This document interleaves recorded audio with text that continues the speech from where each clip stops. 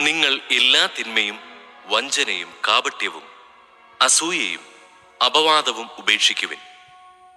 രക്ഷയിലേക്ക് വളർന്നു വരേണ്ടതിന് നിങ്ങൾ പരിശുദ്ധവും ആത്മീയവുമായ പാലിനു വേണ്ടി ഇളം പൈതങ്ങളെ പോലെ ദാഹിക്കുവിൻ. കർത്താവ് നല്ലവനാണെന്ന് നിങ്ങൾ അനുഭവിച്ചറിഞ്ഞിട്ടുണ്ടല്ലോ. അതിനാൽ സജീവശിലയായ അവനെ നമുക്ക് സമീപിക്കാം. മനുഷ്യർ തിരസ്കരിച്ചതും ദൈവം തിരഞ്ഞെടുത്തതുമായ അമൂല്യശിലയാണ് അവൻ. നിങ്ങൾ സജീവശിലകൾ കൊണ്ടുള്ള ഒരു ആത്മീയ ഭവനമായി പടുത്തുയർത്തപ്പെടട്ടെ.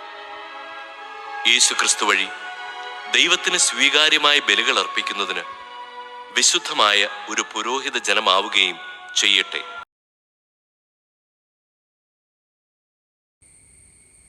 കപടനാട്യക്കാരായ നിയമജ്ഞരെ, ഫരിസേയരെ, നിങ്ങൾക്ക് ദുരിതം.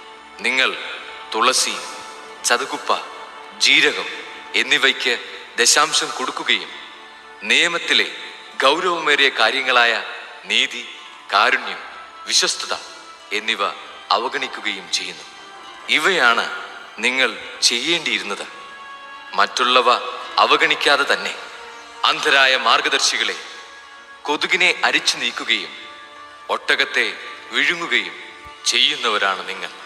കപടനാട്യക്കാരായ നിയമജ്ഞരെ, ഫരിസേയരെ, നിങ്ങൾക്ക് ദുരിതം. നിങ്ങൾ പാനപാത്രത്തിൻ്റെയും ഭക്ഷണപാത്രത്തിൻ്റെയും പുറം വെടിപ്പാക്കുന്നു, എന്നാൽ അവയുടെ ഉള്ള് കവർച്ചയും ആർത്തിയും കൊണ്ട് നിറഞ്ഞിരിക്കുന്നു.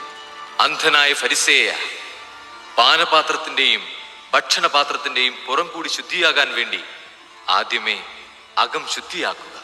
കപടനാട്യക്കാരായ നിയമജ്ഞരെ, ഫരിസേയരെ, നിങ്ങൾക്ക് ദുരിതം. നിങ്ങൾ വെള്ളയടിച്ച കുഴിമാടങ്ങൾക്ക് സദൃശരാണ്. അവ പുറമെ മനോഹരമായി കാണപ്പെടുന്നെങ്കിലും അവയ്ക്കുള്ളിൽ മരിച്ചവരുടെ അസ്ഥികളും സർവവിധ മാലിന്യങ്ങളും നിറഞ്ഞുകിടക്കുന്നു. അതുപോലെ ബാഹ്യമായി മനുഷ്യർക്ക് നല്ലവരായി കാണപ്പെടുന്ന നിങ്ങൾ ഉള്ളിൽ കാപട്യവും അനീതിയും നിറഞ്ഞവരാണ്.